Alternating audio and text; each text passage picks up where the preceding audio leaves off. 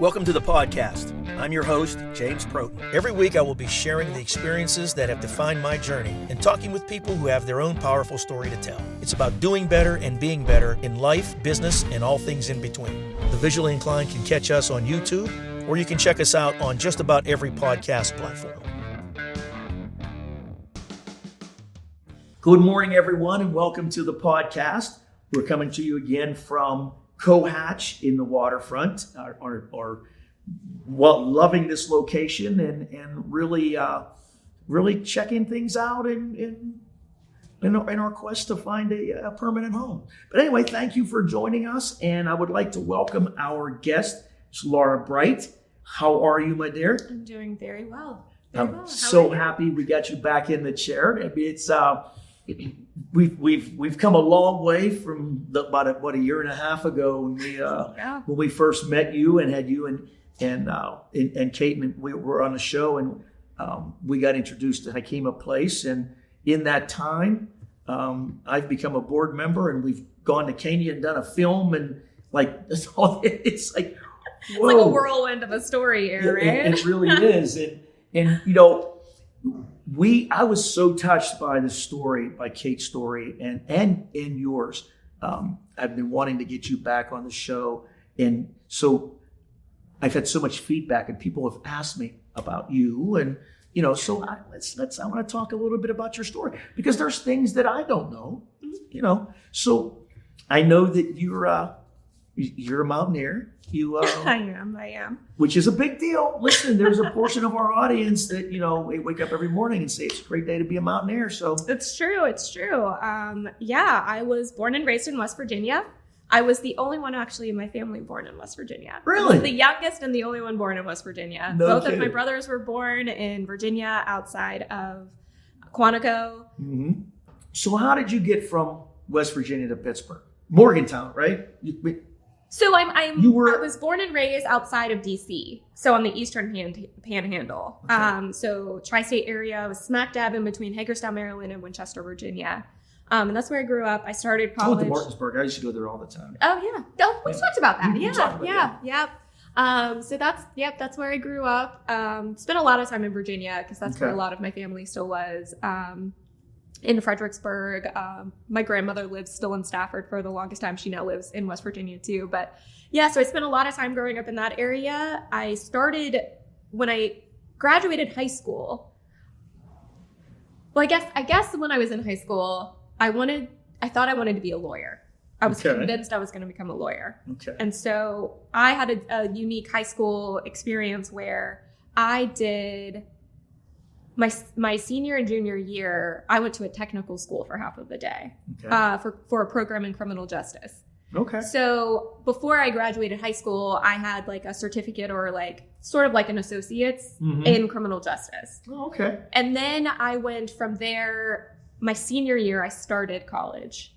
I was going to night classes after technical school and high school. And then I went to college classes to get some of my general courses out of the way, because I was just set on becoming a lawyer. Wow. So my senior year, I interned at a courthouse, and I think this was my first glimpse into systems work when I realized this might not be for me. So I did an internship for a local magistrate, and I did learn a lot about the court systems, and I learned a lot about, what it looked like for someone with a civil suit, a criminal incident to come through, domestic violence for protection against abuse orders, all of these things. I kind of saw the cycle of it. But what I did really see was the coldness.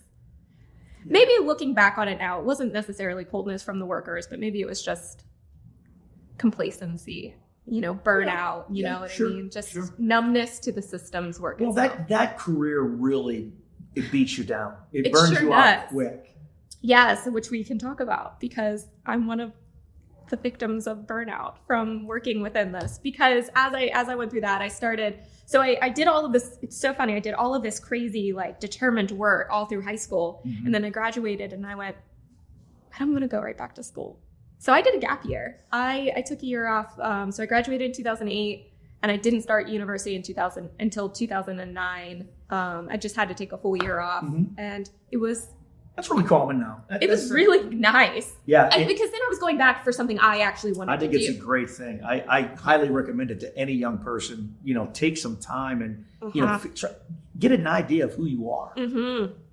I think a lot of time, you won't waste as much time or money by deciding truly what you want to do. And also, in my experience, I'm doing something I didn't think I was going to be doing. So you never know where the world is going to take you. Right. But so when I was in college, I did criminal justice and sociology. That was my major. And I worked at a police department for 3 years while I was at Shepherd University in Shepherdstown, West Virginia. So I just continued on this work. Again, it was for the campus. So we had all of these different types of crimes and all of this other stuff, but still, again, was just not quite sure what I wanted to do. I knew I didn't want to be a police officer, and I was just like, no, I think I'm still going to be a lawyer. I think I'm still going to push through with this. And then I transferred to WVU, and that's when I really snapped into focus that I didn't want to work within the system. I wanted to advocate for those going through the system. Okay. And so ultimately, that's what brought me to Pittsburgh. Is I graduated from WVU with my bachelor's degree, and I had my first job out of college, and it was as a victim advocate here in Pittsburgh. So I worked with a comprehensive agency. So I helped victims of domestic violence, sexual assault, child abuse, aggravated assault, burglary, survivors of homicide, all of the spectrum. And I did that for 7 years. And you want to talk about something beating you down. Yeah. That was a hefty lift throughout the beginning of my career. I'm naturally caring person, and I really wanted to affect change, but it is a very taxing job to do. And for all of those people still in that industry, so many blessings upon you. You're seeing people basically at their worst. Yes. It just tears your heart, and especially if you have that heart like you do. Yeah. And at the same time, without going into crazy detail, I had my first job out of college, and I was in a relationship at the time that was abusive. And so I was dual-sided with this. I was going through a domestic violence relationship, surviving throughout it, while I was advocating for domestic violence victims. I did not have the spotlight shown on my own life until I was out of it. And then I went, oh. So that's what that was. That's what that was. Wow. Yes, yeah.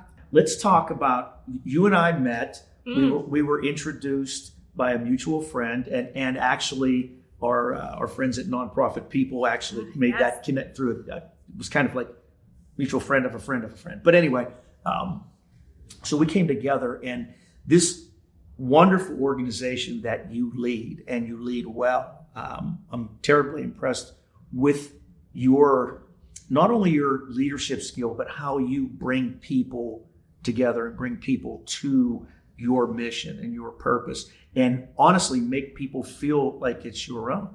Yeah, I mean, I don't do anything halfway. You either do no it because you want to that. do it, or you don't do it at all. I like a challenge. I like being passionate about what I do, because if not, then why are we living? Life is too short to not enjoy and thrive within every aspect of what you do. And so when I sign up for something, I take serious consideration before I commit to something. And once I commit, it's happening, and it's going to be fantastic. Yeah.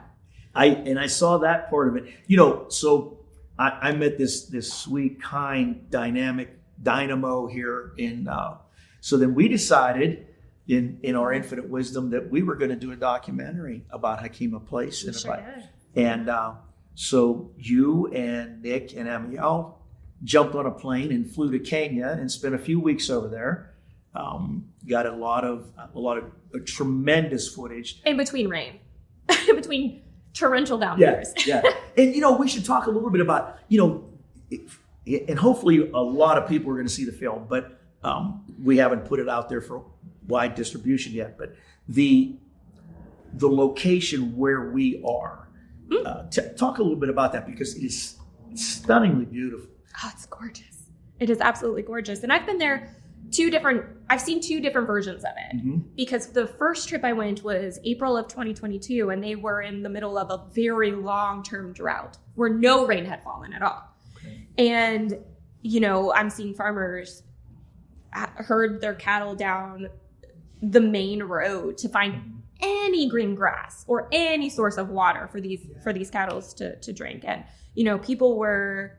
farmers were struggling, their cattle were dying, like all of these things were happening. So I saw that version, and then I saw a flourishing version with tons of rain. And it's so quick how it shifts, how desperate the climate needs that rain, and how quickly it can turn around. But so I've seen both versions of it. So Hekima Place is situated about an hour and a half outside of Nairobi. So if you go and visit us, you're going to fly directly into Nairobi. There are direct flights from Kenya Airways, Pittsburgh to JFK, JFK straight to Nairobi. That's how I prefer to travel, because it's directly and I'm there. I'm on a plane and I'm there. Yeah. And then we get in a car and we drive to Hekima Place, and it is situated in the most gorgeous area, which is right at the base of the Gong Hills. You walk across the street and you're on the hills. And then right over the cusp is the Rift Valley, and it's just breathtaking. There's a shot in the film where it's in the background, and the girls are dancing. You know where I'm talking about. Yes. And it's really sweet because they're just dancing and having fun and doing what young girls do, but it's against the backdrop of this spectacular view that is just breathtaking. Doesn't even describe it. It doesn't. So the very first day I arrive, I'm with Sam. He's our board member in Kenya, and Kate. They both picked me up at the airport. We drive back. We drop my stuff off, and then Kate was taking me to the grocery store. But she said, "Before I do, I'm going to take you up to the Rift Valley." I said, "Okay." So she pops up just right there. I mean, out of the car, right there. And she goes, "This is the Rift Valley," and she just holds her arm out, and I get out and I walk up to it, and I just started crying because it just takes your breath away. And so when Nick, Amiel, and I get off the plane, Sam is driving us back up to Hekima Place. I said, whoa, before we enter through the gates, just go ahead and make this turn so that Nick and Amiel can see the Rift Valley, because it's just breathtaking. It's just magnificent, and you can see so far. It's just amazing. It's gorgeous. And if it's crystally clear, you can see like Tanzania, I believe. Like you can see a mountain range that's in Tanzania if it's clear enough. I think that's what Kate had told me. Wow, I mean, it's just stunning. And I, like a lot of people, don't really have an accurate image in my mind of Africa, period, let alone Kenya, because what I had heard about Kenya was, the abject poverty, just off the chart and everything. And there is that. There is absolutely there is. You have that, and we go there a little bit in the film, but just it is just so beautiful, and the people are just beautiful human beings. I mean, you are right. You there is severe poverty. Like families are living not just in the poverty line, extreme poverty, like surviving on less than $1 a day for family units. They're really struggling. But the hope and the cheerfulness and the welcomingness and the warmness of every person I've encountered in Kenya is just, it restores your faith in humanity. That's the best way I can say it. Because you're meeting a collective group of fantastic people no matter where you go in Kenya, and they're just happy. They're hopeful. Yeah. They're thrilled, and it just makes you prioritize things, I think. I think that's the best way to. Our girls are the smiles. Oh, the girls at Hekima are just smiling. They're happy. They're thriving. Yes. I know I say this, like our mission is to create a safe, loving home for them. And we're doing it. I mean, we are, because they're thriving. You see the girls. And this is the beautiful part. You can see them at every stage of their journey. I've shared this story multiple times, but one of the little girls that is living with us, I met her about 6 months, maybe a little bit longer after she joined Hekima. And she was about 1.5 years, not quite. And she just must have experienced such profound hard, like she was full of fear. Oh, you know, sad. and specifically for women, with women. So any woman that walked in a room, she would just start crying and screaming and just was so fearful. And I was like, I'm so sorry I'm doing this to you. Like, I'm so sorry. Mm-hmm. And I have this photo, and it's still up on my desk, where the first time she let me hold her was during this trip. And she wanted out of her high chair, and she looked at me, and she called me over, and she raised her hands up. I picked her up, and she just was hanging out with me. And now I got to see her this last trip, and she's smiling, and she's talking, and she's playing. And so you get to see the girls at every stage of their development. Yeah, that is so cool. And it's just amazing. It's amazing. It just, and I will be there next summer. Yeah, and I can't wait. I stayed home and worked while Nick and Emiel had fun with you over there. But I'm looking forward to that trip because we have an anniversary next year. The 20th anniversary. It'll be 20 years of Hekima Place. So if anybody wants to go with us, stay tuned. But it's just such a joyful place. It truly is. And that is so important for children. Mm-hmm. And one thing Kate said in her interview that sticks with me, because I have a lot of children in my life and in a lot of different ways. I have blood grandchildren, and I have step grandchildren, and I have just kids who are no connection to me whatsoever, but call me Papa, and they're just there and they need something from me. Mm-hmm. But and she said when she first was going over there about the children, she said that how can children grow up to be adults without adults teaching them, mm-hmm. right? And that really stuck with me because that's when I look, and it just when I look at these little ones and even in the teenagers, that's why we're here. It truly is. I mean, no matter who you are as an adult, children pay attention to you and they learn from your behaviors. And so it's our responsibility to be good examples for the kids in our lives. I have lots of nieces and nephews. I have every girl at Hekima Place, and I try to always be cognizant that my behavior, people are paying attention. Yeah. Other adults always pay attention to other adults, which that's, great. Sure. We can teach each other just as much as we can teach children, but children are we can get past the ego. If we can get past the ego, you can learn something from everything. But children in particular, I mean, they are building a foundation for themselves. Right. They are going to be modeling some behaviors their entire life, which is so... People just need to be aware. Children are paying attention. And they're much more observant and smarter than we give them credit for. Always. Absolutely. So we premiered our film. Oh my gosh, that was such a lovely evening. It was beautiful. We did it right here, right over here. This was all in we did it right. Yes. Every person that I've spoken to since the premiere, whether they had already been involved or were newer to the organization, you hear stories about the girls, and now with the documentary and the premiere, I mean, you can't help yourself. You're like, oh, this is where I need to be right here. Absolutely. Sign me up. What do I got to do? Absolutely. I want to go. And everybody wants to go. Yeah. Everybody I want wants to to go now. I'm signing up for your social media. I want your newsletter. You tell me everything. Yeah. I'm in. I'm sold. Yeah. And that's cool because that's what we wanted to do. And I think it does help when you have such a compassionate and enthusiastic team behind it, from board members to myself, to Kate, to the girls, everyone is happy and excited to be part of Hekima Place. And you want to be involved with it because we're having a great time. Absolutely. And when you think about the group that put this together, and listen, the board, the way they reacted and responded and supported this says a lot about their trust and confidence in you. Because we kind of said, yeah, we're going to do this. Well, what is it? You'll see, just like, yeah. And they did. And my first meeting, when it came up, I mean, unanimously, they were 100% on board.